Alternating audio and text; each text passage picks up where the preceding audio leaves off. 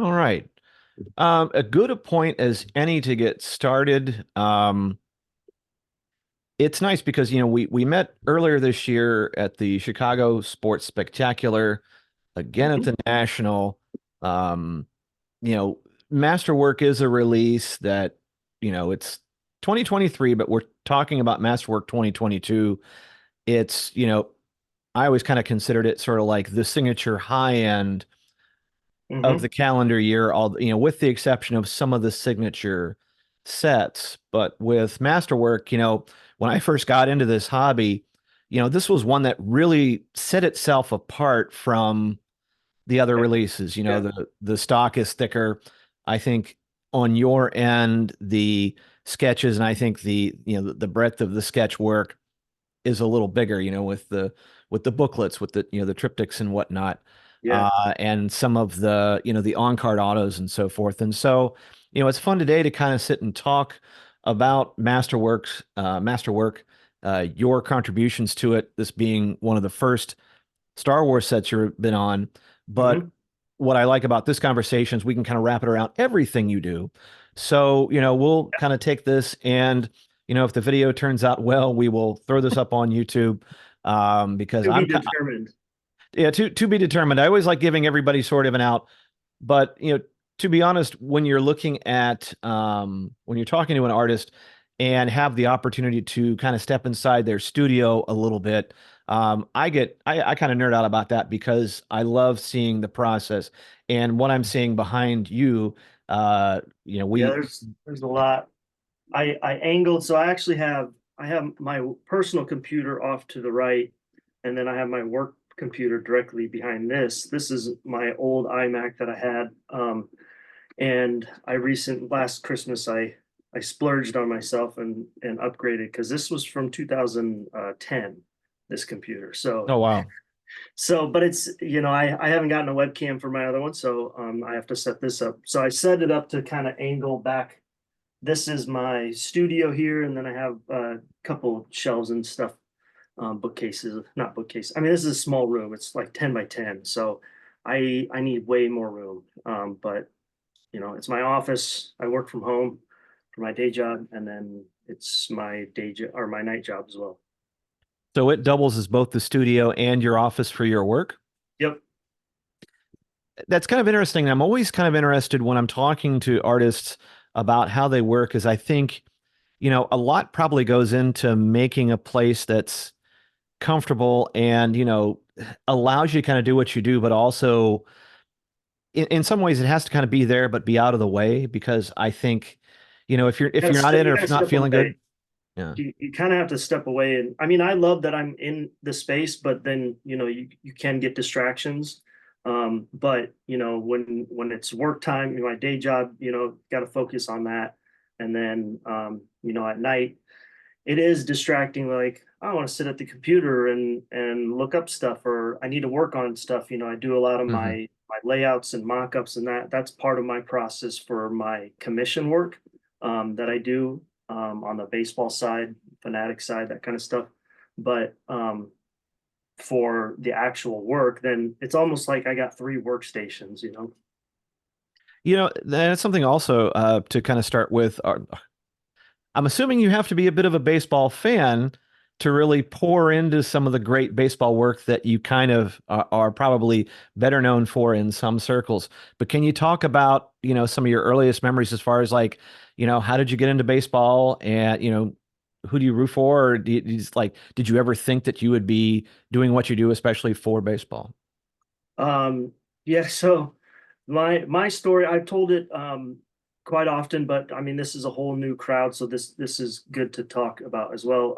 I've always been into art. I've been doing it since, I mean, three years old is my first. It was like a watercolor. I have it still. My mom kept it, and I took it from her. And I wanted to go into architecture for college. And then for something changed my senior year, and I was always taking art classes, sculpture classes, anything art related. Junior high is really when I started getting into art. My teacher, she did some sports art and did some lithographs. Hmm. So I kind of started down that avenue of sports, but then doing comic books, buying comics and trying to draw those. You get into that realm. I was big into like the Marvel card collecting and baseball, football. My favorite player was Bo Jackson growing up. So my Nice. dad and we collected a lot. I still have my entire collection. I don't collect anymore. I don't want to collect anymore. So, but it's fun to like open the cabinet and go through it and spend hours just looking at it. But so that was that avenue. So that was ingrained in me, the card collecting. Graduated high school, went to a 2-year graphic design illustration school in Omaha, Nebraska, which is where I live right now, and have my entire life. And then graduated that, and I didn't do a lick of art for 15 years. Wow. I went into design, but I went to a design illustration school because I didn't think there's anything in fine art. Like you couldn't have a career in fine art. I just didn't think of what possibly you could do with it. Like I don't want to sit and like paint a bunch of paintings nonstop and then think they'll sell. That just didn't sound like a reassuring career. So I needed something a little bit more stable. So that's why I went into the design field. Um, so did graphic design jobs for 15 years. Got married in 2011. And I started getting this itch of I know I have a talent. I'm just not using it at all. So I Hmm. would kind of try to do some stuff here and there. I did do a painting for a friend of mine for their wedding gift, and I think I did one other friend's wedding gift, and that was the only art I did that entire time. And then 2015, a friend of mine, he was at the baseball all-star game, and he sent me some photos of a guy that was airbrushing baseballs, and he's like, "You could totally do this." And I looked at it, and I'm like, "Well, maybe not airbrush because I dabble with airbrush, but I'm not good at all." And I was like, I could probably paint that, so that I just started doing that. So that's kind of how I got into art. And then I did a couple baseballs. People said, "Hey, are those for sale?" I said, "Yeah, I'll sell them." So I sold a couple, and then I was like, "All right, I got a thing here." So I created my social media pages, Josh Trout Paintings or J Trout Paintings. Well, Josh Trout Painting was on Facebook, and then 2018 I joined Instagram, and all of a Hmm. sudden I came into there are sketch cards. That's the first time I ever Really? knew what a sketch card was 2018. And so I started following comic artists and Marvel artists and Star Wars artists and baseball artists. And I was like, there's baseball cards you can draw on. And that's where I started looking into, all right, how do you get into this? I started asking people, joining Facebook groups on for Star Wars, for baseball, and for Tops. And I think I filled out, there was an application Tops had online, and I think I filled that out, but I don't know, to be honest, why I got an invite. But I got an invite for the historical space set for Viceroy Card Company in December of 2019, or maybe it was 18. I think it was 18. And then I started working on those, and shortly after that, I got an invite for Tops for 2019 museum collection. So I got spoiled right off the bat with the highest, best product for Tops baseball, and now I won't do another set because I'm spoiled with that. I know what I can do with that. I know how the paper works, the stock works, and I always knew about Masterworks, but I didn't know how you got into that realm because it's a completely different department and world, to be honest. The fans in Star Wars, I started learning like they're passionate, they're art focused, which is perfect. The baseball side, I mean, there are some that understand what the sketch cards are and how cool they are, and then there's, I would say, 75% of the hobby has no idea. Mm. So I've had many conversations. I did a show in Des Moines this last October, and I had so many conversations of what is a 101 and what is a sketch card. that I did a little post just recently about that to try to explain that a little bit, but thought it helped a lot of people like, oh, okay, I'm kind of getting it. And my goal is to have sports come up to speed with how Star Wars looks at sketch cards. Well, So that's, I mean, could you that's elaborate that on? I well, there was a couple of points you put in there as far as like a one-on-one versus like a sketch card, and then also, talking about the difference in those who collect art for baseball and Star Wars. And take either one, but I'm uh, fascinated about either of those points. yeah, I mean, in the sports world, 2020 really put injected enthusiasm into the sports art world with Project 2020, which Mm, were Topps reached out to 20 different artists and they all had to do 20 iconic rookie cards. Every single one they did the same rookie card. And so it was their variation of that card. And that really, and coupled with COVID, coupled with, an influx of money, like people didn't know what to do with it. And so that's where you saw a huge spike in the collecting hobby of sports cards of Star Wars, I'm sure. And I was grateful for that because I was just starting to get into really fine tuning what I do on the baseball side. And like my first set, I did like players that were good on my fantasy team. I wasn't targeting the players that were highly collectible, highly sought out, highly requested. Now I'm getting people like, hey, you should do Pete Rose, you should do Johnny Bench, different old timers. And I do so little. I used to do 40 cards, but I do so little that now I really have to be selective and fine tune it because my whole goal for museum is they do a reprint set. So I want my cards reprinted oh, because interesting. that's where I can make it worth my time. Because right now it's not worth my time unless I can get reprints. I can sell those reprints, and I don't charge a ton, but so yeah, in 2020, the sports art world really kind of ballooned, and you saw people paying more attention to sports art. So that was like a great thing. The Star Wars side, once I got the invite for Masterwork, I started talking to a couple different collectors. Bennett was one of them. Hmm.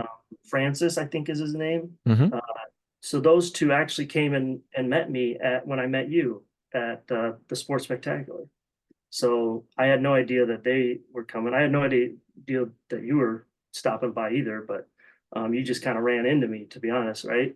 Yeah, it had been such a big show floor, and I was just kind of looking around, and on the one hand, you were in one of the corners, and I was Yeah. like, wow, There's it's sort of like odd. And then, when you see like, oh, sketch card work for art, and then plus you had, I I think had a you had Topps larger artist. prints. I had a Topps artist sign. You can kind of, I don't know if you can see it. There it is. There it is. Yeah, I had that, and that actually helped me. I'm like, I'm gonna make this. So, um, but I started learn. They've been a big help with just kind of getting me up to speed. I mean, I love Star Wars, but I am not. I think I've told you this before in one other little interview. Like, I am not uh, an aficionado of all Star Wars. You could tell me names, and I'd be like, yeah. I mean, I know the main characters, and but some of the obscure characters or battles or planets or this and that, I'm like, nope. So I'm getting up to speed, but I want to know more because that'll only help with my artwork going forward. Um, but as far as your question on the one of one and what is a sketch card, at that show in Des Moines, I was talking to people because I have my one-on-one originals, which is what all sketch cards are, right? Hmm. So those go into the product. But then when I get my cards for museum collection, I'll sign like 15 in purple, 5 in red, and 1 in green. And then so they'll look at those on my table and they're like, "Oh, is this the original 101?" I said, "No, that's just my signed 101." And then they'll say, "So the only difference and they'll see like different price points, and they'll Hmm. say, so the only difference is you sign it in a different color. And then I'm like, yeah, but the only difference in a parallel is a different color foil, right? And Right. then, oh yeah, okay. So then they get it. And then I start saying, okay, so take Corbin Carroll won the rookie of the year. He's uh player for the Diamondbacks. I said, so the superfractor of Corbin Carroll, the 101, and like one guy's like, oh yeah, he got all excited. And I mean, so what's the difference between that and the out of 299? And he's like, well, the gold, the superfractor foil on it. And I go, right, but it's the same photo, right? So what's the difference? And then I brought up, so the sketch cards are one of ones, but they're also a work of art. So you're buying an original piece of artwork, first and foremost. And then it is a licensed card because it's through a licensed product, Right. um, as compared to like personal sketch cards that people do. Those aren't licensed. And some people don't care like if it's licensed or not, but some people do.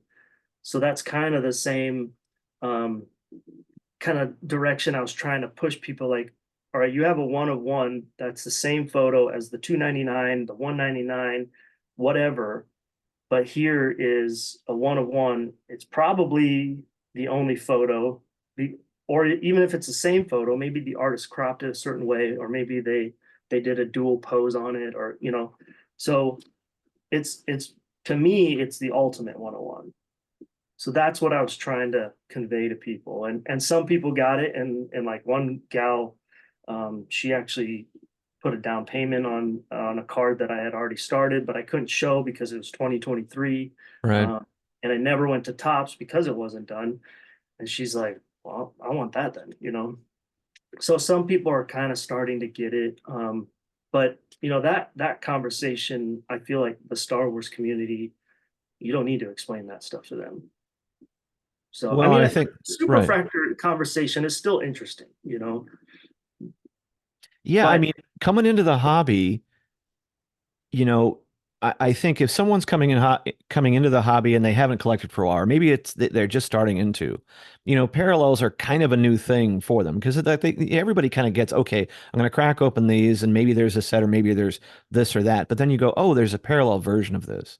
And right, then, if you're really lucky, you'll pull like a numbered one. And then I think especially since COVID, the superfractors or the chrome, which Topps has really over the last couple of years really dug into the shiny. They like the shiny, right, which is what I'm happiest about Masterwork being out.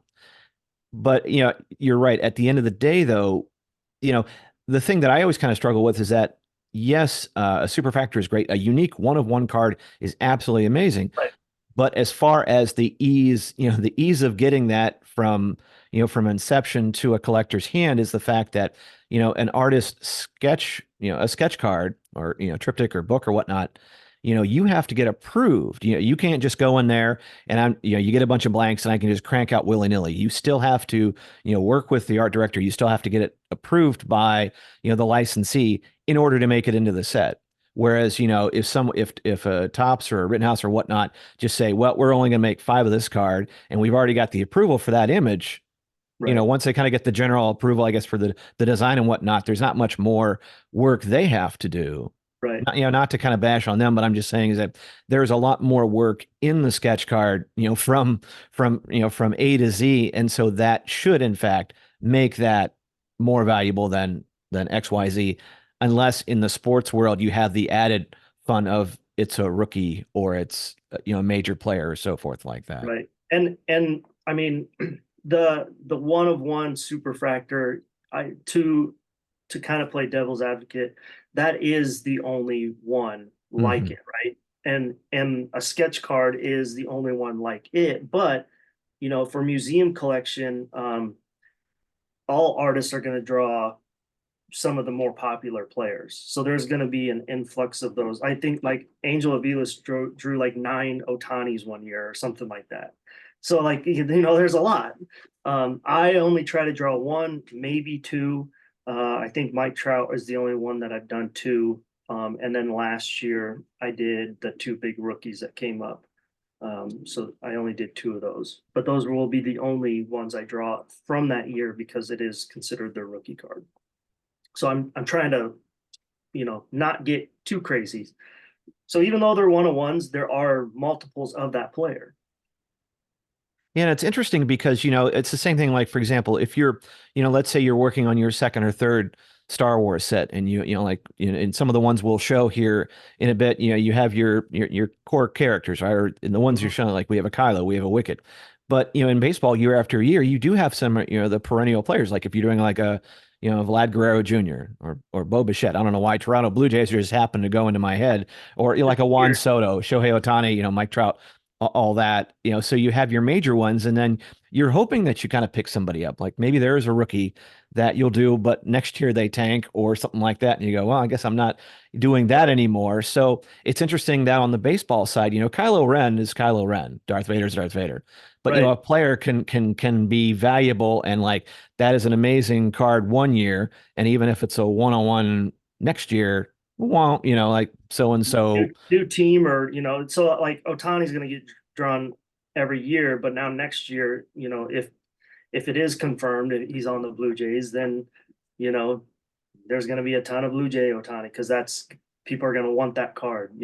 Right. All right. And that's where I when I told you like my first year drawing and my second year to some degree, I really didn't fine tune my process. Now I fine tune my process where I'm like I want to draw all the rookies because if they get selected, that's a rookie card, right? Mm. So this year I happened to get like 6 or 7 rookies selected as a reprint. So that's awesome. Now they could completely tank, but all the ones that I drew, I mean, there's only one of them that you're like, I mean, I think Volpe is, I think there's a big following in New York for the Yankees. There's a huge following, but you don't know if he's going to pan out. Um, but yeah, so drawing the rookies and sticking to some of the bigger names. But I mean, I only drew 21 cards. So and one of them was Wander Franco, and I was told that didn't go into the set because of Hmm. the well, yeah, we talked about that. I Yeah. know, and I love that card. That was man, that was my inspiration for the jersey sketch. So And it's tough, and a lot of that is ongoing, but that does, it's amazing how volatile the baseball market is, right? As opposed to, even if you have like, in talking about, let's say a Kylo Ren, right? Maybe the sequel trilogy doesn't get as much love in some circles or instances, but that's still a pretty, like the character is the character's a character as right. opposed to right, and it's interesting now thinking about, Shohei, who, may have been a popular get for folks, or one to draw, and he's been with, the Angels for a while. Now he's going to be with a whole, and you're wondering about, okay, not only do I have to kind of think about where he's going to go and the colors I might use for that particular new card, if I so choose to do that, or if I'm, pegged to do that, but then what happens to the cards that maybe are out there that what happens to that Otani who an Angel one, and you're going, does that Um, go up in value? Does that go down in value? What does a collector do with that card? Are they going to try to I, dump I it? see I see collectors trying to dump it. I'm actually painting a baseball. Thankfully it's a World Baseball Classic, so it's a commission. The guy sent me a signed Otani ball, which that ball has to be 800 to 1,000 just signed on its own. I'm guessing. I don't know because it's a World Baseball Classic ball. Hmm. Um, and so it's authenticated, all this, and then he wanted me to paint on 2 sides of it. And thankfully, I'm just finishing up the Angels side, but the other side is him in his Japan jersey. So Oh, that's wow. that's cool. Yeah, I am kind of curious though. I do want to talk a bit about the process of working on a baseball. Okay. Like one of the things you talked about in Masterwork is, that where some of these, the card stock is different for different sets and so forth. But I am kind of curious about like the translation of what you were doing as far as like baseball, because it's not a flat surface and it's also a little slicker than that. How did you have to kind of, fine tune what you're doing? And was there a lot of trial and error to get it on to get the baseball thing working? Yeah, I'll only work on like the official Major League Baseball because it's the rawhide, and that surface is actually nice. I do Hmm. like. Now there are really good baseballs and then not so good. Some of them, like the worn ones, I don't really want to work on that because of the scuffs and which can add to, individuality of that piece, but Hmm. at the same time, it's not a good surface to paint on. You see the little, the fibers coming up, and that you don't want that mixed in with the artwork necessarily, because I try to get a very nice, smooth appearance of that image on that ball. So if you have a bunch of little threads and different things interrupting that visual, then that to me just not good. But it was basically trial and error. I mean, I when I my friend sent me the photos and was like, I could do that, and then I'm like, crap, now how do I do it? And I actually, I looked up, are there other baseball artists out there? And I literally only found like three. One guy, the gal that I found, she doesn't do them anymore. There was another gal called Unforgettables, which is a great name, but she doesn't paint anymore. She does it all digitally now, like, and then sends it and gets it printed. Oh, Uh, wow. yeah. Um, and then there was one other guy, his name is Monty Sheldon, and he does some really old time fashion stuff, really good with typography, which I do a tiny bit of typography on my stuff, um, but not like him. And he doesn't do it anymore either because he's too old and he's got some health issues, I think. But now, so I was like, okay, well, I kind of have the market, I guess, if this turns into something. And I've definitely this pat last year, I definitely saw when I started doing painted baseballs for Fanatics, I definitely saw a jump in the overall art that I was producing. So I had found something, some trick to it.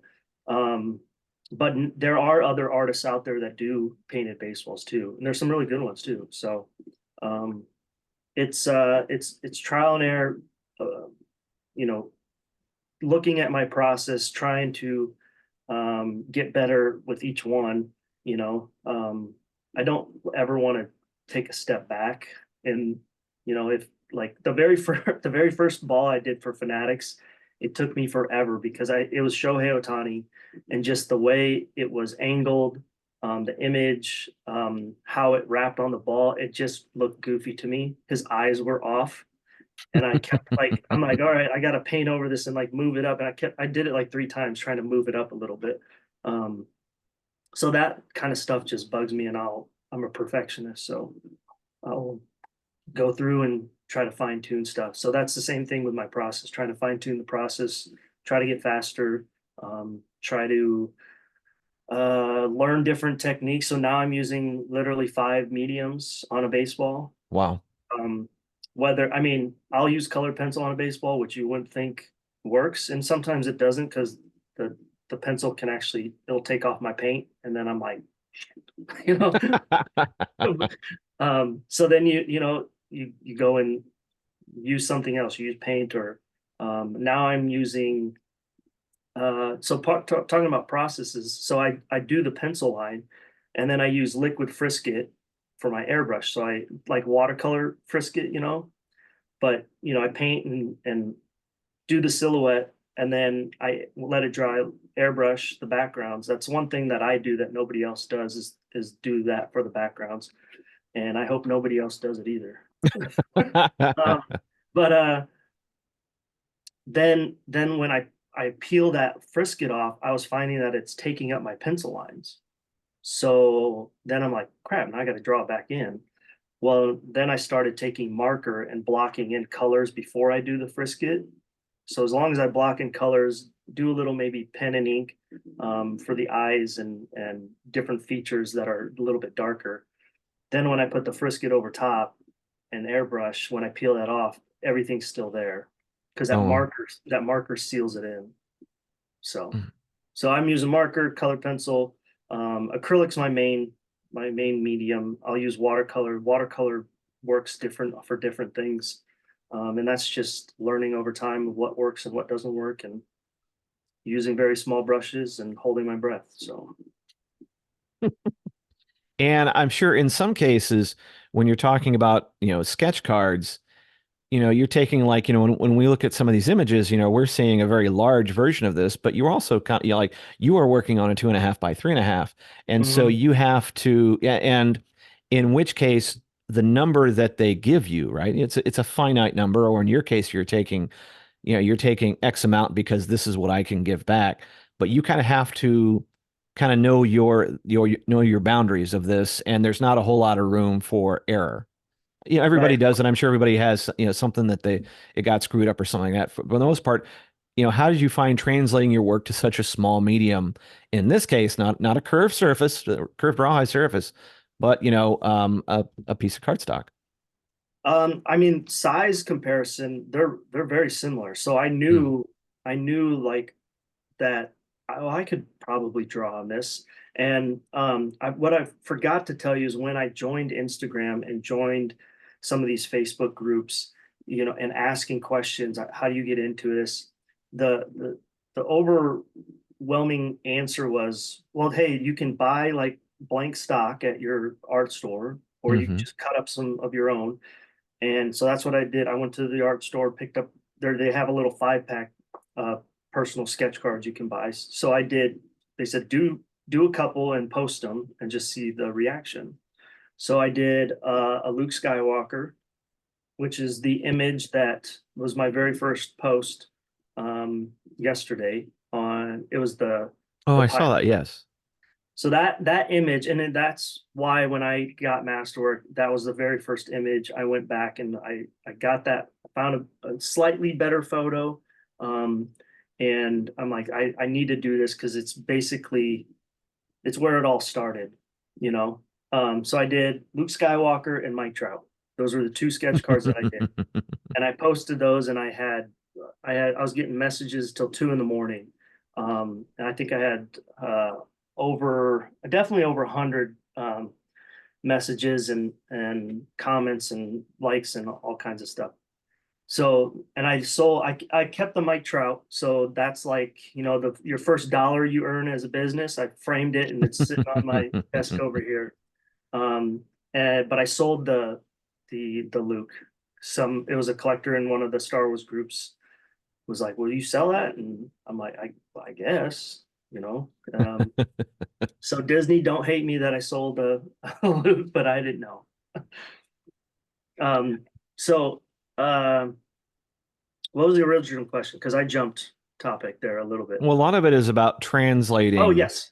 Yeah. So I knew that drawing on a baseball could translate to a card, and then it was really just figuring out my own method. I mean, I joined a Topps artist group for baseball, and so we'll show our cards in there, but we can't show them to anybody else Right. before the set releases. Very similar to Star Wars has a group like that.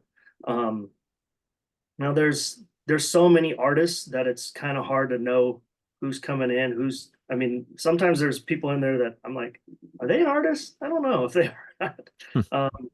But the baseball side is pretty close knit. There's not a whole lot of artists in there. So I knew that it would translate, but I asked my very first set, I wanted to do as many cards as I could because I just was like so excited on baseball. And I wound up doing 40 cards, and I was trying to get about 5 done a week was my time that I thought, okay, I could probably do this. And then looking back, those are like now what I do is way more than what those were. So I fine-tuned my process, but I've also lengthened my process, and the quality's way better. So I think it's a plus, I guess. I mean, it's a plus. It's a plus for me because I enjoy doing it, but it's a plus for the collector as well. Um, but now for Masterwork, I was getting like 2 or 3 done a week. Oh, wow. Yeah, because they had, I don't know if a whole lot of people know, maybe some, but they had multiple waves of requests, sketch card requests. And so when I got the invite, I said I was expecting my baseball set to come in, and I was like, okay, I can maybe get you 10. I would love to be on the set. I've been wanting to be on this set. This is my one of my goals, and all of a sudden, card showed up. So I was like, awesome. So I got the 10 done, and then I sent those off. Then they had the next wave. They had another wave request, and I was like, oh man, okay, baseball still hasn't come. Like I can maybe get you five, you know, and didn't hear anything back. All of a sudden, cards showed up. So I'm like, all right, I got to get these done. And then they had a third wave, and I think that's when baseball came in, and I was like, I can't. Oh no, I was told baseball's coming. They're like, oh yeah, they should be going out on Tuesday, and this was like a Friday. And I'm like, okay, I can't take on anymore. I really want to because I had that Emperor sketch that I posted yesterday, Hmm. the vintage toy kind of crossover. I did that in the second wave, and I was so excited about that. And then I did an AP in the same style.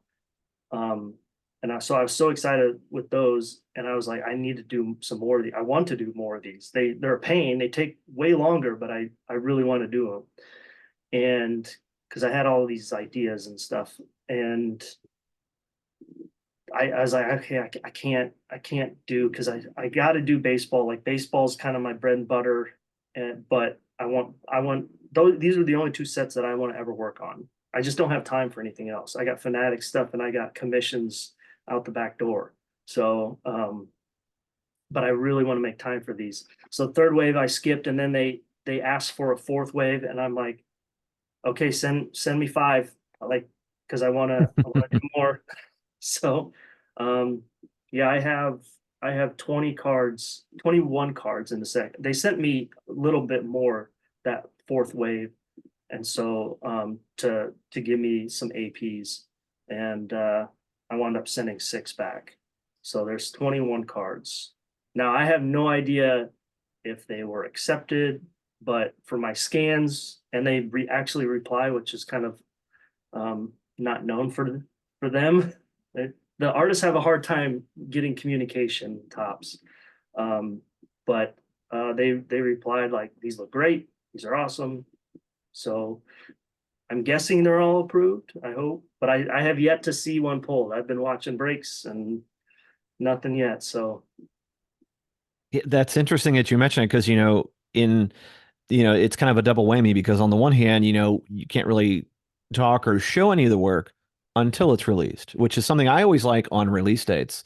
It's kind of fun because my Instagram feed just fills up with, like everyone, yeah, Don Murphy and everybody else is like, posting up these cards. And the other thing that I really liked about this particular release of Masterwork was Cardboard Connection had the sketch artist checklist up yes, right yes, away. And usually that's one thing that drives me nuts is that a lot of times it's hard to see that. Now, granted, there's a ton of names on there. I know a percentage of them, and the nice thing about doing this is that over time I get to know more of them. hmm But I hate when it's, I get it. Like if a set checklist is not out, day one, fine. But a lot of times you don't see the sketch artist checklist. And I think with a release like this, where there are different levels of the sketches, this is great because that gives someone an idea of like, well, I want to chase this box because I see an artist that I want to pull. right, And so it's like, yeah, you're not only waiting for the release date so you can talk about and you can show your work, but then it's like, is this ever going to be pulled? And and then the odds of will someone is that a black hole collector where they get it and you'll no one will ever know, or is it yeah, somewhat, or will it stay in the box forever, or that it just happened to be on David Adams' shelf somewhere and it's pulled 4 years later? yeah. That's always the worry. I mean, you're so as an artist, you want to see the stuff pulled. You want to see people comment or share it. I'd like to think my cards are shareable pieces that people would be excited to open and crap their pants and be overjoyed and want to show the world. I would love to think that way, but art is subjective, and people love certain things that you wouldn't think they would love at all, and then they love other stuff that you would. I mean, so I just try to put out a product that I enjoy. And but yeah, having it not show up or not knowing that it shows up, because I would hate to see like that Emperor sketch never see the light of day. Because and that's like I did that card as a chase card. Like I want people to see it and be like, that's something I've never seen in the hobby. I mean, I know, was it last year or 2021 that they had the little toy kind of Hmm. card?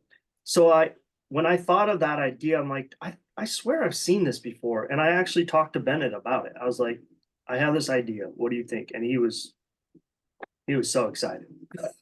He's like, I've never seen anything like that. And somebody I think commented on it, the same thing, that I've never seen anything like that. So that made me Right. happy. Um, I just hope that it gets found. There is one other one out there in PAX too. And just to talk about, I think for me, what kind of makes it unique is the fact that you have sort of you have the blister bubble, you have the Emperor in a as it was the original Kenner toy in the blister bubble. But you have the cutout for the peg, which I thought was a great detail. You I, also sort of have that where the price would normally go because there was a little white area where someone would put on the price yeah, tag, and then the number of that, which I never really had noticed before, I didn't but either until I started looking at all of it. I'm like, oh, these are all the different number. And I contemplated, because I was like, I don't know if you can put text on these. So that's what I was really worried about. Like, mm, you're not allowed to put text. So that's why, but I'm like, they've never said anything, but the person on the other side of the email, they might not know. Who knows? Maybe Lucas X'd it, which would be terrible. But right, because then do you cross a line with, say, Hasbro, who has the license for the Kenner products, but there isn't anything really on there's there. yeah, there's nothing. So that I think that's why. And Bennett was, like I said, Bennett was had kind of helped me. Bennett saw little tidbits. I didn't show him Right. everything, but the idea of it is what I was getting across to him, and I talked about, because I'd show him pictures of like the toy packaging, and I said, Mhm. what about this? What about this? Do you think that would be an issue? And he didn't think so, because there's nothing, like you had just said. So that's where, and I'm an 80s kid, so like I had the Ewok Village, and I had the cool toys. Then my mom got rid of all of them, but she kept the Legos. Like, come on, that's what you kept. But the vintage toy idea was bringing me back to childhood, and I think it really is going to bring others back to their childhood, um, even if they do already collect. But now it's also targeting people who bring in the toy collector, bring in the sketch card collector, bring in the Star Wars collector in general. So I really hope it goes well. Who knows if there's going to be some copycats, because Angel's full figure came out, and people are copying that like crazy. So I don't know. Mine are pretty intricate, and I hope somebody's gonna try to, if they're gonna try to copy it, they say, how the F did he do this? Well, and not just that is like, so only a portion of that card is, looks like a toy card back. You also have a full size Emperor with Yeah, lightning there, and I love the blue that goes into that detail there. But so it's a mixture of, so it has this, so someone who said, okay, the toy is one thing, but now and there's the detail of, because right, those 3 3/4 figures don't have a ton of detail because of the nature of the beast. But you right. also have this gorgeous, Emperor Palpatine with the hands and the lightning and whatnot that take up a good chunk of the rest of the card. So it's kind of like half one kind of card and half another. Yeah. So And it's that really that kind of a was twofer. that was the idea in my head. So that was the second card I did. The very first one, which is an AP, I did Luke. So and I because it's an AP, I don't want to post it. I don't know if I'm going to do eBay. I feel like it's an eBay type card, because I want to get eBay type money for it, and I think it's deserving so. But I just don't want to deal with eBay.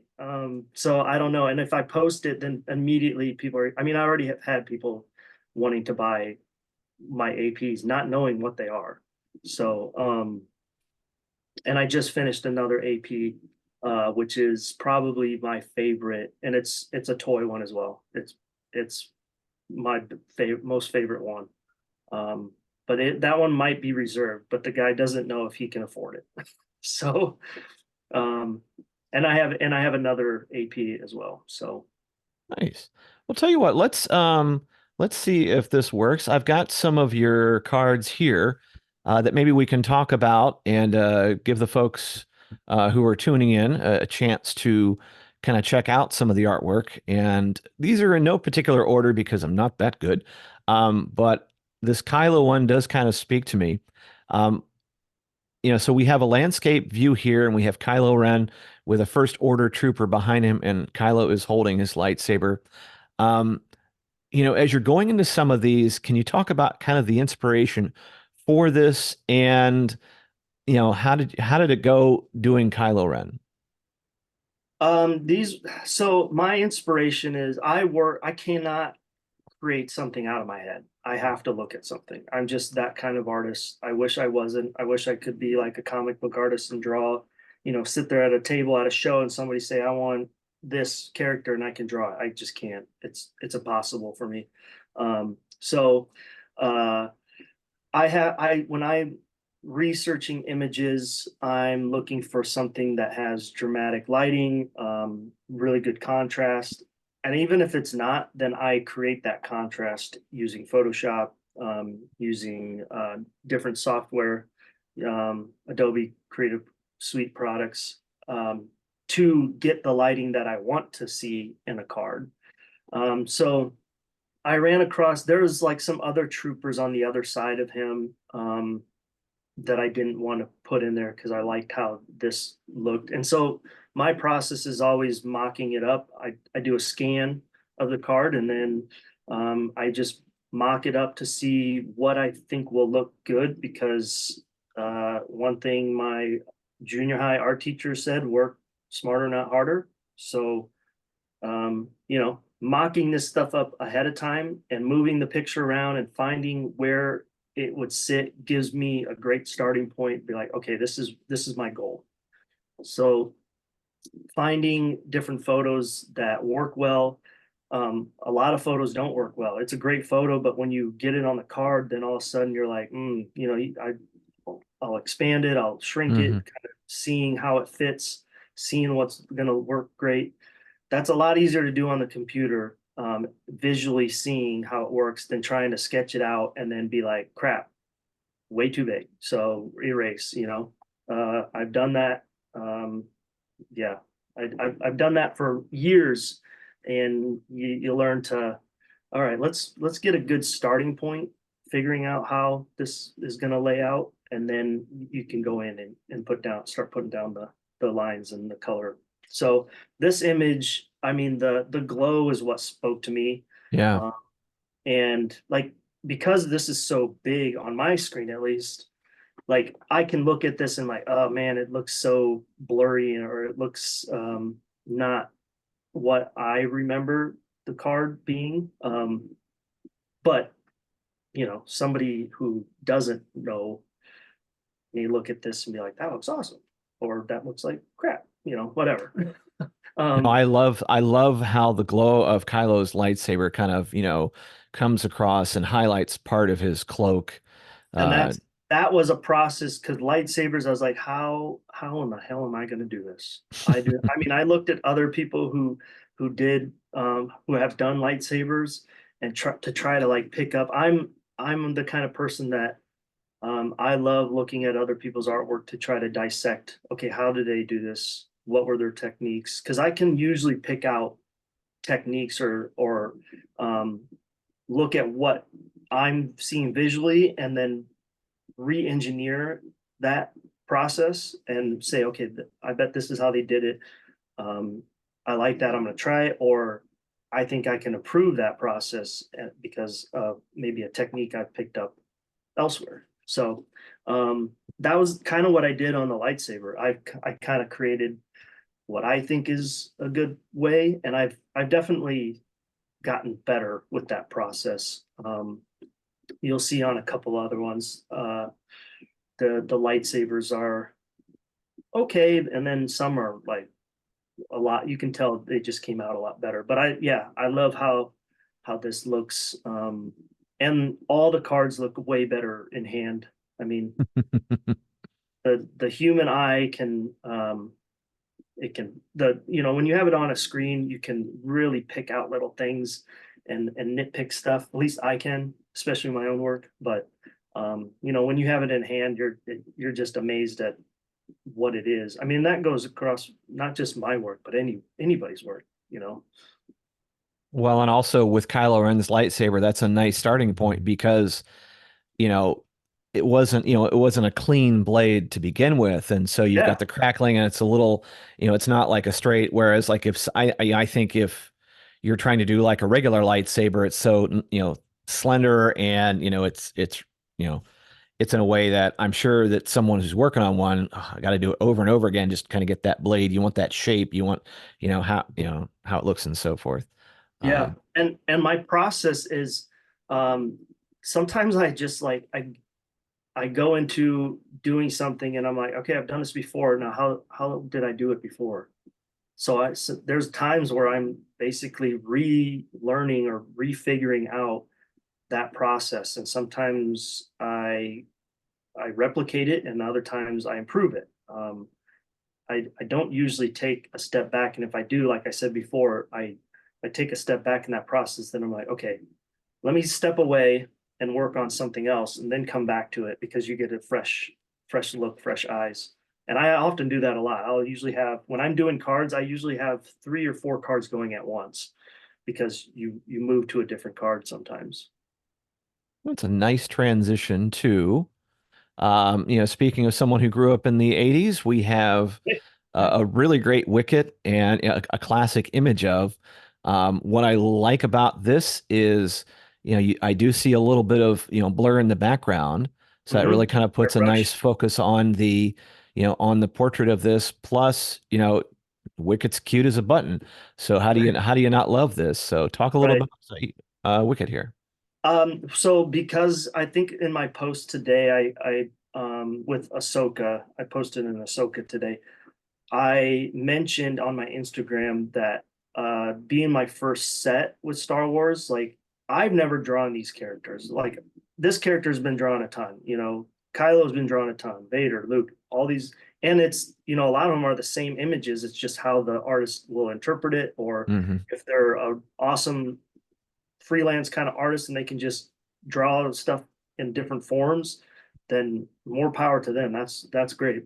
And I said I can't. So I'm focusing on more of the iconic characters that I grew up with because I've never drawn these guys.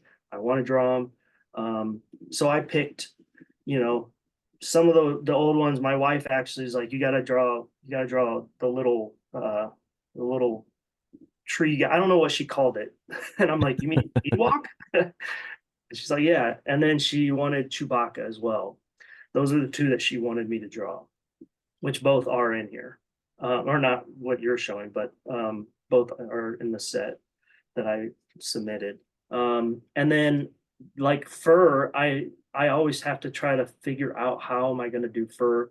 I've watched video of other artists on how they do it. And I every time I just kind of wing it, really. I have basic knowledge of what needs to go down first and how to build on that. But because I use 5 different mediums, so you mentioned the background. So that was airbrush. All of these have airbrush in the background. Um, and then marker is kind of the main base. And then colored pencil, watercolor, and acrylic are what else the other mediums I use. So really it's just using different mediums that do different things in different points of the piece and the different processes, and collectively they kind of create some nice depth. and really I mean I try to do realism, but I kind of call it like a gritty realism. It's not, I would love to be doing like very lifelike stuff like hyper realism, but um I'm not there yet, and who knows if I will be. I'm happy with where I'm at, but I'm still always trying to improve. But yeah, I love and all these, every single card I ever do, I tell people right about the middle of the piece, I get to a point where I say this looks like poop. Literally every piece. And then there's a moment where it flips, and then I'm like, this is awesome. So Yeah, yeah. With this, it's like, when you're going over, you're doing a character, especially like maybe doing it for the first time, you're spending that time and you're trying to figure out like what makes Wicket look like Wicket, other than just generic Ewok, because they're all, basically furballs, and right. you're going to get a little bit of help with the tunic, right? That's Hmm. and so forth, and then when you get into the face and so forth, it's like, okay. The shape is there, but what makes Wicket, like, and It's these the are things. expressions, I think, with his Mm. face, which doesn't move except for his mouth. But I mean, the head tilts are, I mean, that's wicked to me. And this image is so iconic and so not overdrawn, but well, I mean, it has been drawn a ton, but I mean, you can't not hate it. It's a good image, a good image. All right, what do we have next here? We have a very lovely, like landscape double mall. Yeah. Um, and we have one sort of from, it looks like, from obviously from the Phantom Menace, but you Mhm. have a nice close shot. But I'm kind of seeing a bit of a cue here from some baseball cards that are very quite commonly will put a portrait and an action shot. As Yep. someone who's collecting an older set, that's what I'm getting right away. And I also love when you do this, having the white outline around, the image of the fuller character. What went into this?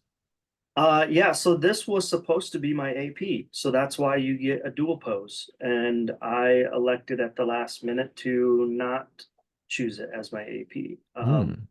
So yeah, this, I would not have done this as a regular card necessarily. I mean, this was in the first wave of the 10 that I did. So I was not even that toy uh, concoction that I put together wasn't even on the brain. Um, and so the dual poses is something that I usually do for my commission pieces on the baseball side. They're a little bit more money, but everybody loves them. And the white outline I kind of picked up from other artists that were doing some white outline. And I kind of like that. And I thought that that would really help. Usually I don't do the white outline. Um, because I try to do realism, and the white outline kind of gets into that pop art realm a little bit, but sometimes it's warranted, and in this case I thought it was, to really help pop that off. And that image of the action pose, as I would call it, is actually a toy. Oh, So wow. I had to make a little, I noticed it. Like I said, I'm just looking through. I mean, that the Phantom Menace image is also iconic. Everybody draws it for Maul, and I was like, I have to draw it. And then in my process, actually, mocking this one up took a bit. I had several different ideas of how I wanted it to come together and positioning and stuff like that. And I finally settled on this one. But that is why the mock-ups help tremendously for me, because I can figure that out before I actually start drawing it.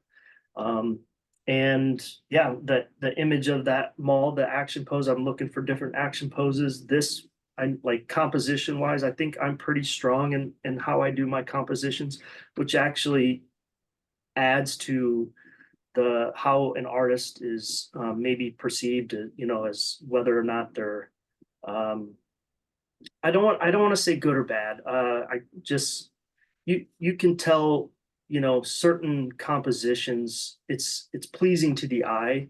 Um, whereas if I just put this kind of smack dab in the middle of the page and nothing around it, it wouldn't have the same effect. So I think my composition skills, so to speak, really helped me in laying stuff out. And when I'm looking at this image, I was like, is this a toy? I think it is a toy. And I'm like, look, zooming in even more, and I'm like, I think it is, but whatever, it'll work.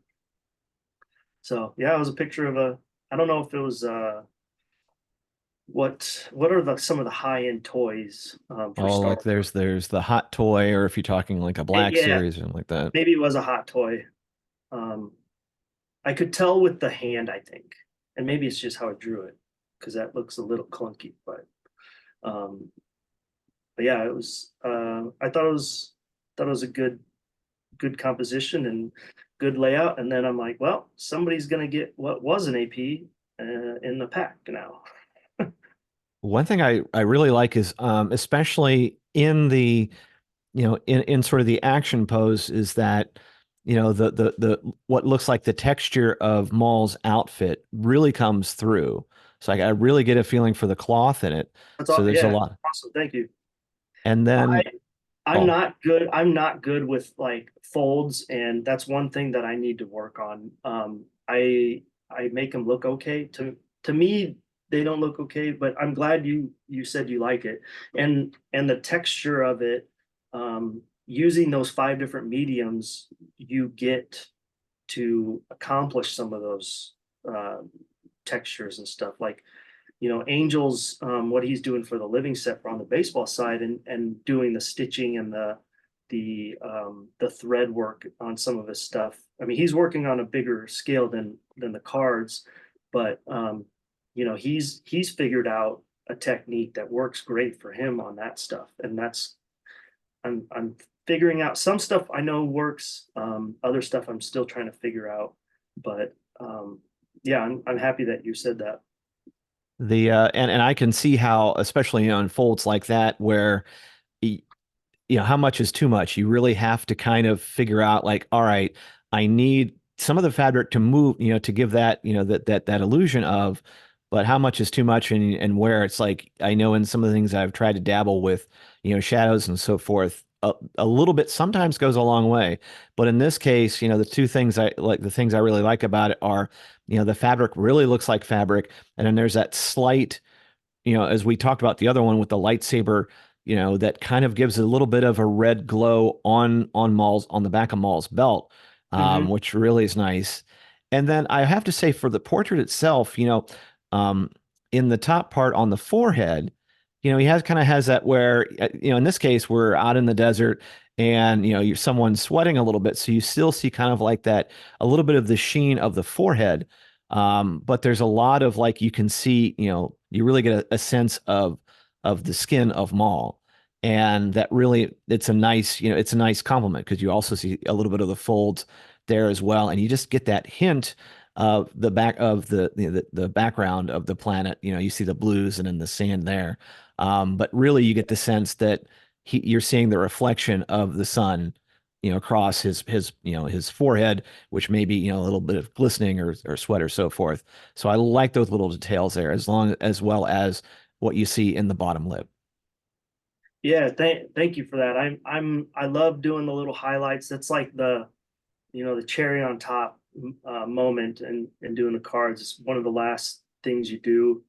You can do a little bit along the way, and some of that actually helps to kind of build up that depth um, Hmm.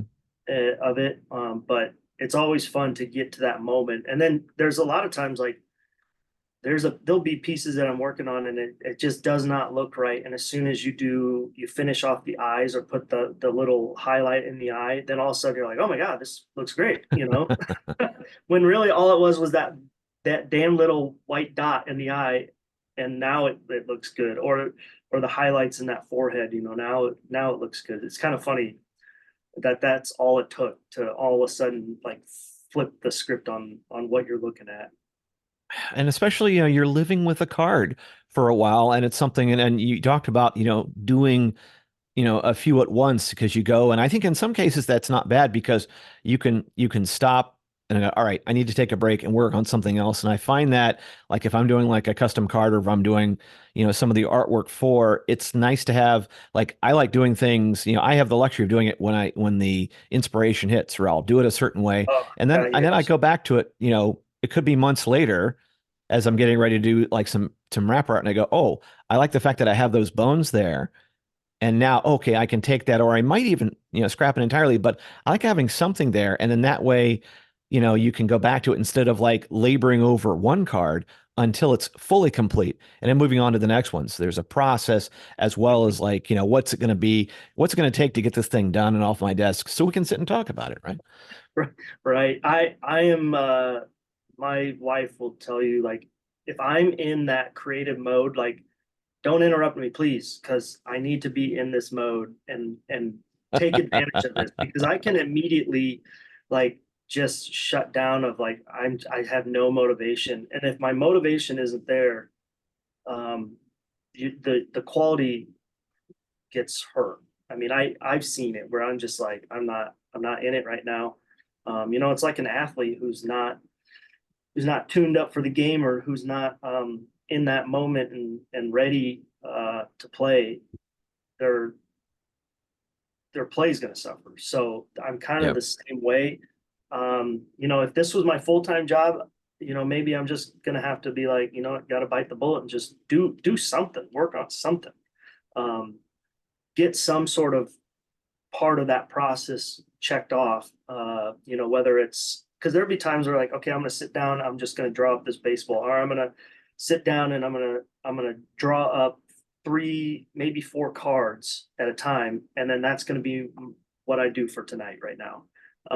Or a lot of it is I'm gonna airbrush the backgrounds of three of these and get all that knocked out of the way, so I'm not spending because airbrushing, cleaning it and prepping everything and masking off stuff. I mean, that takes time. So I kind of work in an assembly line a little bit, but when I'm actually working on a card, I will do little sections and then maybe jump to another one. So, but I have to, if I don't have the motivation, it's tough. And then it's also tough when you have that motivation and you get a call or an interruption.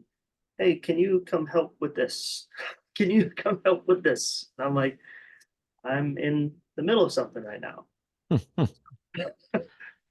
In looking at this next one, a classic shot of Mhm. Alec Guinness as Obi-Wan Kenobi in A New Hope, where he's facing off Vader and you have the lightsaber. Once again, some things that you have kind of mentioned about, there is a little bit of grittiness here that I like. And, I've been I love once again, we have a slight blurring of the background.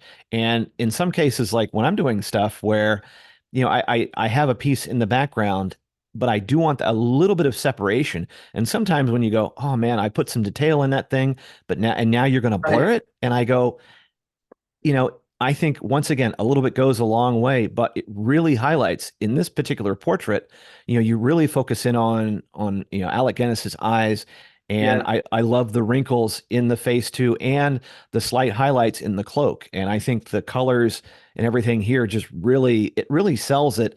And I love the blue and the lightsaber as well. Can you talk about this one a bit? So this was the very first lightsaber I tried, and you can tell this one. Along the right side. There's kind of that hard edge. Hmm. I fine tuned that on the left side. It's a little bit faded at the top.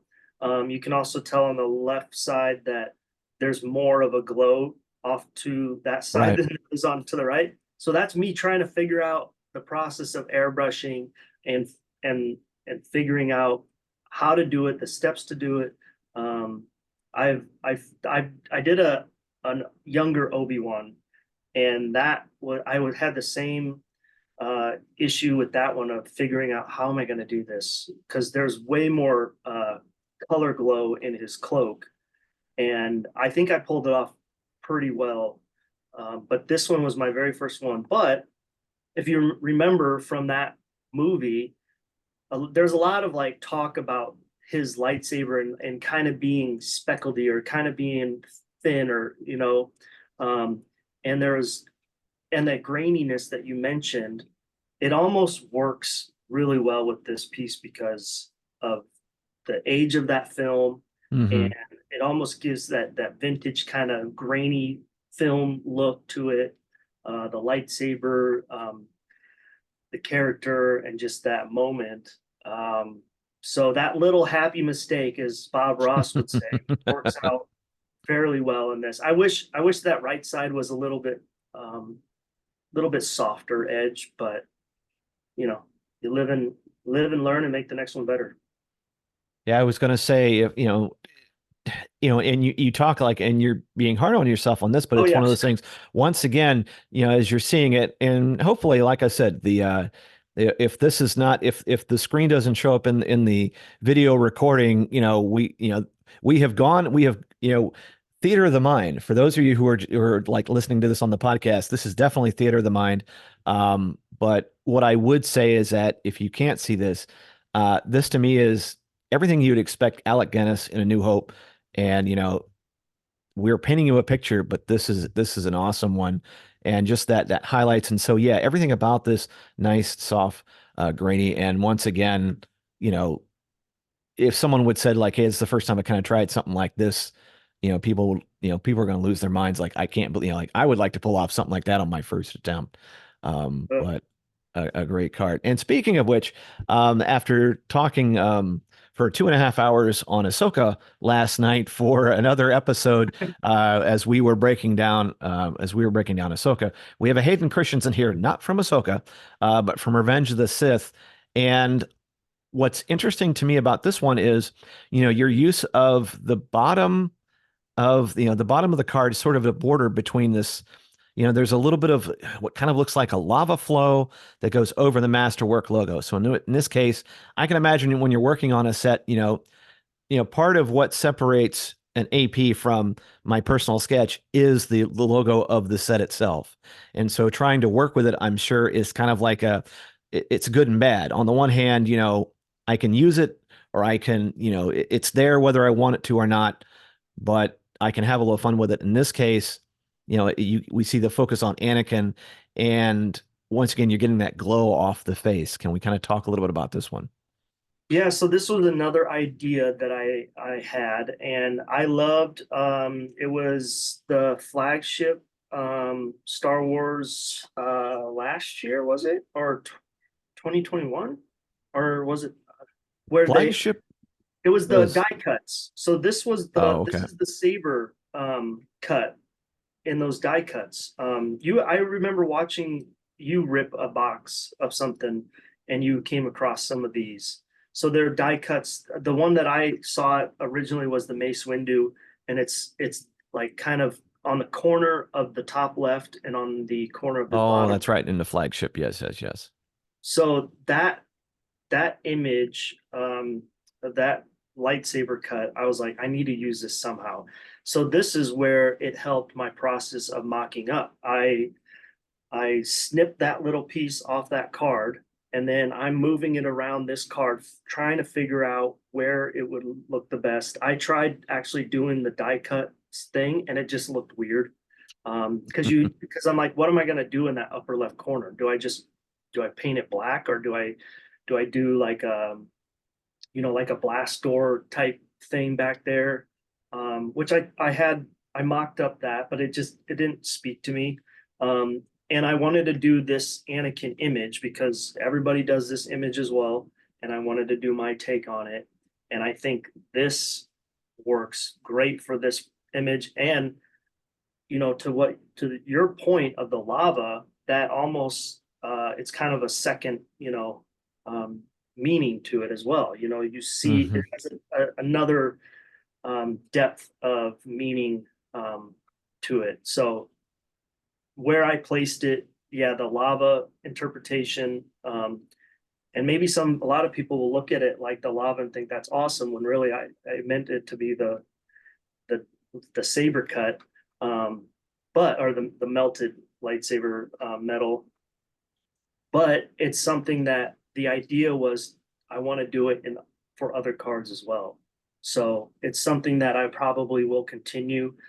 This is basically kind of a feeler for how people uh, like it. And then next year, if I get an invite back, which hopefully I do, next year I'll maybe expand on that. I think this would be an awesome autograph Mm, piece.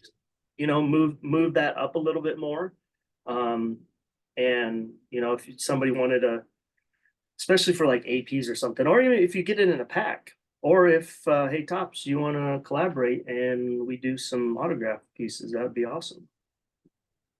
nice, nice. All right. And one of the last ones we'll talk about here in this particular set, we have a Vader.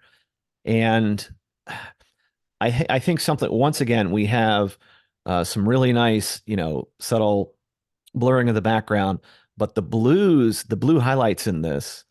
And then in this case, the chain of his cape, you've got some of the red highlights on one side of the chain where it's blue on the other.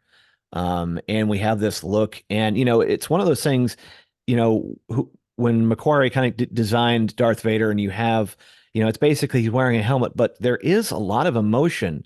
I can really see it in like the expression here, even if it's just a helmet face. You can really kind of see with playing of the highlights and what it is that this really conveys a lot of meaning to me.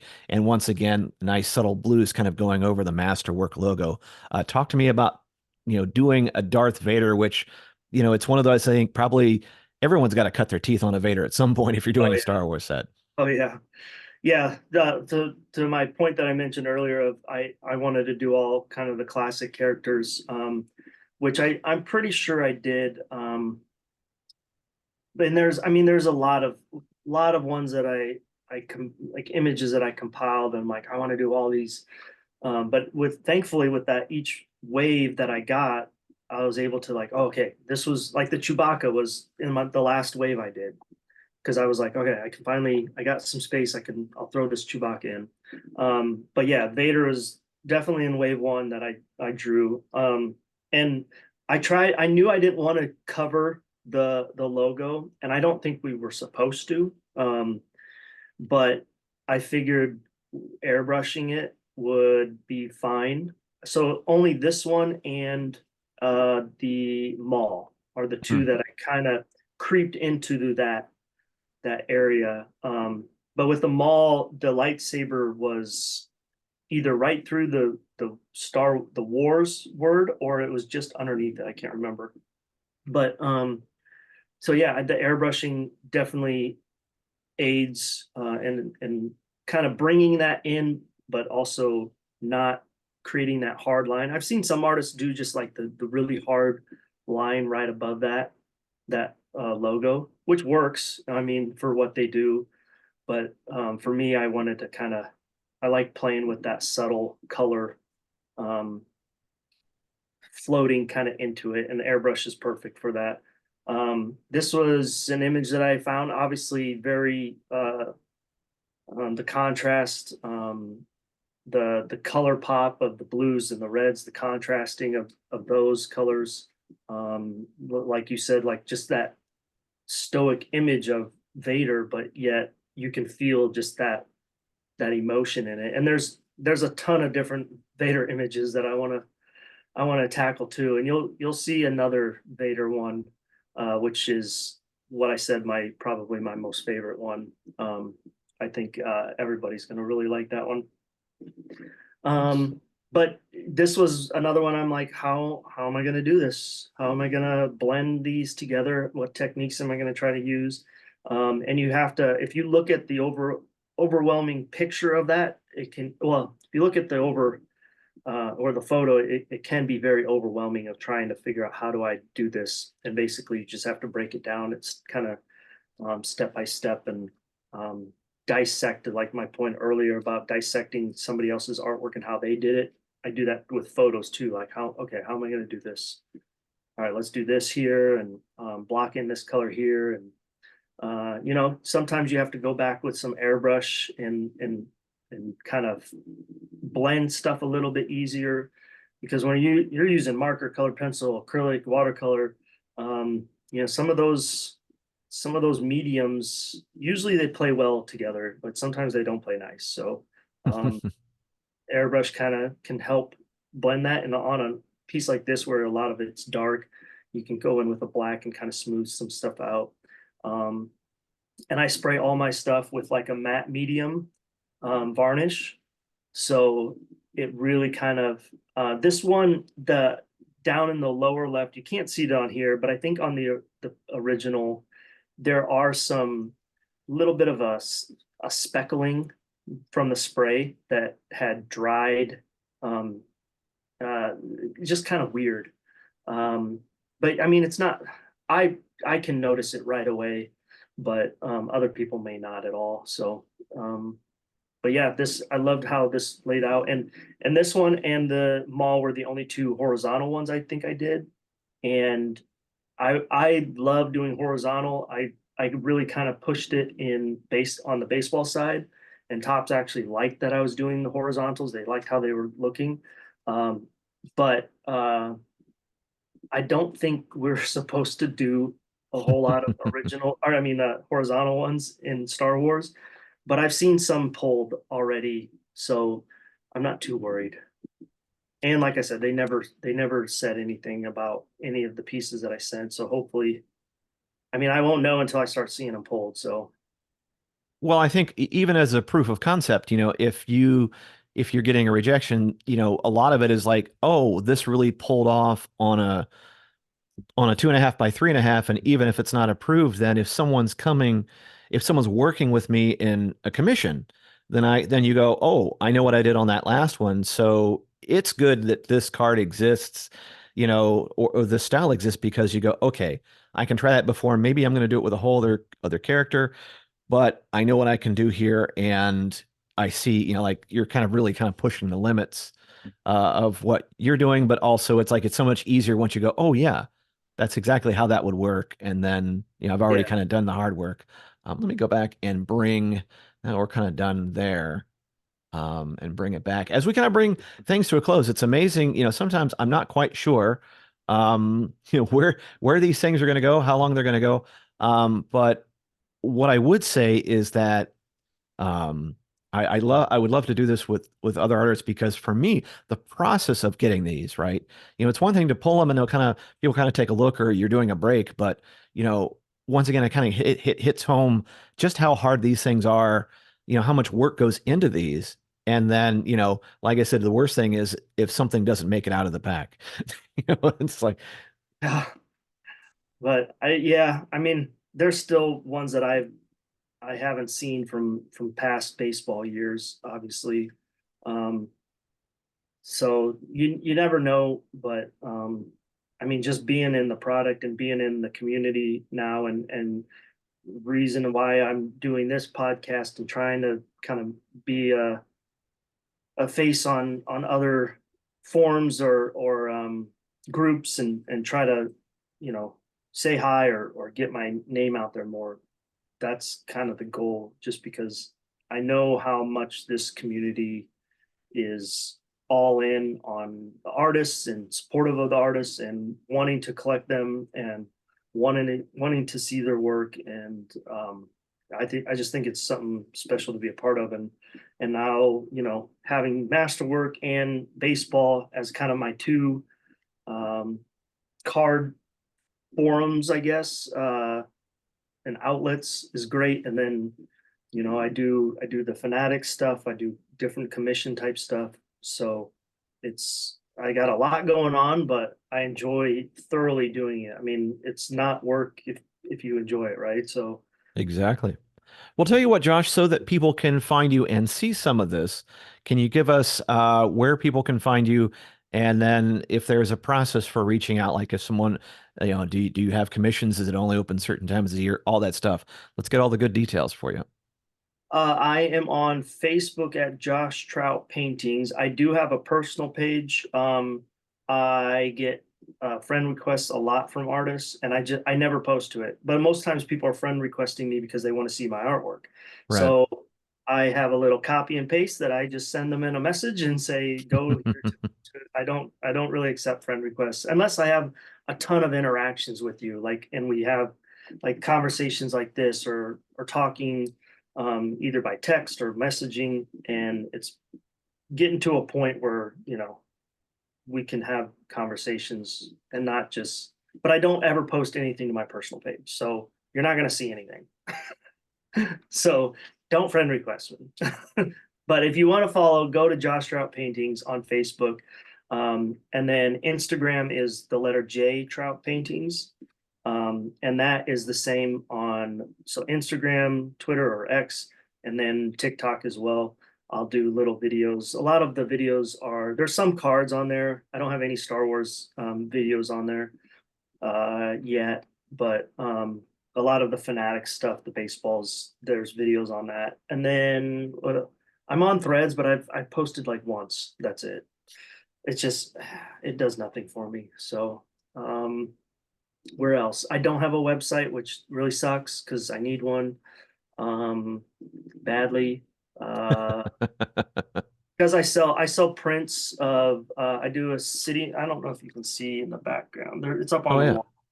So that's my city map series. So I do sports city or a city and then an iconic sports figure. I do I print a street map and then I do the artwork over top of it. So that's an original. I have a Jordan and a Mahomes right above my computers here. I have a Griffey, two Griffies and another Jordan originals, and then I do limited edition prints from those. So selling those prints and then selling my Topps baseball artist sign copies. I really need a website to do that because I'm tired of messaging people like the laundry list of what's available and sending photos.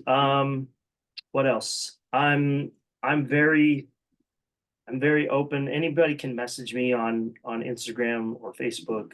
I usually get back to them. Like I think I'm like under 15 minutes but I can't have like 2 hour conversations with people because I need to do work too. And sometimes like it goes that I've had to tell people, hey man, I gotta work, I gotta paint, or I gotta work. I can't sit here and talk about just random life stuff with you. I'd love to, but I need to I need to work. But yeah, I'm pretty open as far as messaging and talking about different stuff. But prices on APs and stuff on the baseball side, I kind of have a starting point on Star Wars side because this is all new. I'm really not putting anything out there as far as what I'm expecting for return on APs. I have an idea, but I'd like to be in the top dollar range. I would like to be, but that's really up to the collectors, you know. So Exactly. um, I think I'm worth it, but that again, that's it's up to the collectors, and I want to slowly put my foot out there and see the reactions, and then build from there. So um, I'm looking to all of you to help that. Well, Josh, one, I want to say congratulations for not only getting in the Star Wars sketch business, but being a part of Masterwork, which, like I said, it's a marquee Yeah, release and a good entry point to get your foot in the door. Of course, it's the baseball that kind of brought you. And I saw some of those, city ones when, you were at the Chicago Sports Spectacular, and they are amazing. So I invite everyone to kind of like check out the Facebook page, check out the Instagram page. And yeah, it's kind of fun. I know that doing sketch cards is a grind. But in some cases it has, it does what it needs to do so that you can do other things. But I also like the fact that and working with baseballs, working with larger prints, working with cards, you have multiple ways you can kind of express yourself. And it's been fun to kind of get to know you this year, as we've yeah, kind of run into likewise. each other, and then, I know. like, and I hope like, we'll see you at, future shows. I know it's a bit of a haul to get over, but Chicagoland is nice enough that it has, a few shows during the year, and then the National will be back here after its run in Cleveland in 2024. It'll be back here, I believe, in 2025. So we'll definitely get you back, and it'll be good to run into you again in person. I'd love to maybe try to do some sort of Star Wars convention down the line, you know, as I get kind of get my name out there more. And yeah, I mean, shows are always fun. That Chicago show was fun. I didn't make as much as I thought I would with some of my originals that I had, but I was also tucked back in a corner where nobody knew where, that I was even there. So that was kind of rough. But I went to the National this year, but for one day just to walk around. That's where I met you and had a little interview there. But that was crazy town. So I don't know if I would ever want to table there unless I kind of like grouped in with somebody. But as you saw at the Chicago show, the Sports Spectacular, I have a lot of stuff. Like Mhm. I can fill up 3 tables easily with stuff. And I had two there, and I had my grid wall hanging with all the city map stuff. So um, I would love to do more shows. Kansas City, Denver. I thought about Dallas, Chicago, but I need to get into where some of the Star Wars shows are at, like figure out where those are, and then kind of game plan, possibly doing something like that. But I think I need to be in the hobby for a year or more before I really kind of dive into that. Um, I'd like to let my cards simmer and cook a little bit, and then maybe if there's a need or want of people to have me come to a show, then I would. But Well, it's just an excuse to get you back on the program, and we can kind of follow along with you as your journey, into this universe continues. We can kind of catch up. So hopefully, we yeah, will get you on the program again, in absolutely, what man. in whatever manner that this thing recorded in. We got something. We got Did something you to hit play with. record? I see. I've got recording things happening here and there, and so something is going to be up. But like I said, I appreciate your time today. We'll let you get Yeah, back thank with you. your weekend, and I hope everybody enjoyed this. And if you have comments about this, how either went down well or not, you can go ahead and catch me on the socials at Rebel Base Card. You can email the program, Greg at rebelbasecard.com. You can leave a comment if the YouTube looks good and everything worked out great. Throw some comments down there and ask your questions. And if we do this again, we can do this on a regular basis, so that way that folks can see not only who I'm talking to, but can see some of the art as well. So I'm going to cut it for now, return everybody back to their weekend in progress, and thank you very much. Bye, everybody.